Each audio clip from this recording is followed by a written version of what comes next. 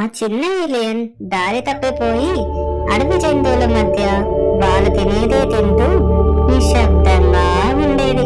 అన్ని జంతువులు వింతగా ఆసక్తిగా చూస్తూ ఉండేవి. కానీ అడవికి రాగానే సింహం కూడా మెల్లగా దాని దగ్గరికి రావాలని ప్రయత్నం చేస్తూ ఉండేవాడు. ఆ ఏలియన్ ఒక్కసారిగా భయపడిపోయింది.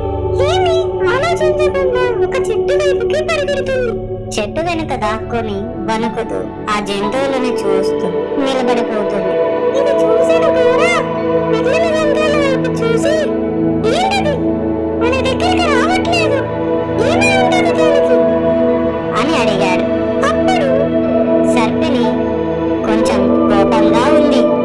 ఏ పిచ్చి ముఖాలారా, దానికి భయమే కదా, ఎందుకు నా దగ్గరికి వెళ్తున్నారు మీరు అని అంది. ఇవన్నీ చూస్తున్న ఆ చిన్న ఏలియన్ లోపల బాధపడుతూ ఉంది. నేనెక్కడికి వచ్చాను? ఇది నాకు తెలియని లోకం. అందరూ చాలా పెద్దగా భయంగా ఉన్నారు. చెట్టు వెనక నుంచి కవ్వంలో నీళ్లు పెట్టుకొని వాళ్ళ వైపు నిలబడుతూ చూస్తూ ఉంటుంది. జంతువులు అయోమయంగా నిలబడ్డాయి. ఇది భయపడుతుంది, ఇప్పుడు వెళ్ళొద్దు అని అర్థమవుతుంది. భయంతో ఉన్న ఆ చిన్న ఏలియన్ చెట్టు చాటున ముడుచుకొని పడుకుంది. మెల్లగా చీకటి పడింది. అడవంతా నిశ్శబ్దంగా మారింది. కొంతసేపటికి మిగిలిన జంతువులన్నీ అక్కడి నుంచి వెళ్లిపోయాయి. ఆ చిన్న ఏలియన్ చాలా చిన్నదిగా ఉండడం వల్ల ఇంకా ఎక్కువగా వణుకుతూ ఉండేది. అంతలోనే పొదల నుంచి ఒక పెద్ద ఎలుకబంటి మెల్లగా బయటకు వచ్చింది. ఆకారం పెద్దగా ఉండడంతో ఏలియన్ మరింత భయపడింది. నా దగ్గరికి రావద్దు అని మనసులో అనుకుంది. కానీ ఎలుకబండి స్నేహంగా నవ్వుతూ అంది, భయమొద్దు బిడ్డ, నేనెవ్వరినీ ఏమీ చెయ్యను, నువ్వు నా పిల్లవాడే. ఆ మాటలు విన్న ఏలియన్ ఆశ్చర్యపోతుంది.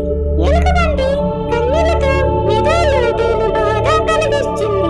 అప్పుడు ఎలుకబండి మాట్లాడుతూ, ఒకప్పుడు నాకొక చిన్న కొడుకు ఉండేవాడు. అతని పేరు తోము. తోముతో కలిసి నేను ఎన్నో చెట్లు ఎక్కాను, రకరకాల పళ్ళు తిన్నాను. ఎప్పుడు విడిపోకుండా ఉండేవాడు. ఒకానొక రోజు జంతువుల సమావేశానికి వెళ్లాల్సి వచ్చింది. వెళ్ళకు అని చెప్పాను. కానీ అమ్మ మాట వినకుండా తోమ బయటికి వచ్చాడు. ఆ రోజు నుంచి అతను నాకు కనిపించకుండా పోయాడు. అప్పటి నుంచి ప్రతి చిన్న పిల్లవాడిని చూసినా నాకు నా కొడుకు తోమానే గుర్తుకు వస్తుంటాడు అని ఎలుకబండి ఎమోషనల్ గా చెప్తూ ఉంటుంది. నేను చూసినప్పటి నుంచి నాకు నా తోమా బిడ్డే గుర్తొస్తున్నాడు. ఎలుకబండి ఆ చిన్న ఏలియన్ తన ఒడిలో తీసుకుంది. ఆ రాత్రి భయం తొలిసారి తగ్గి ఆ చిన్న ఏలియన్ ఎలుకబండితో ఒడిలోనే నిద్రపోయింది. ఉదయం తెల్లవారింది. సూర్యుడు మెల్లగా ఆకాశంలోకి ఎక్కాడు. చీమల వెనక చీమలు మెల్లగా వెళ్తూ ఉన్నాయి. అది గమనించిన ఏలియన్ ఆ చీమల్ని వెనక దారి వెంబడ ఫాలో అవ్వడం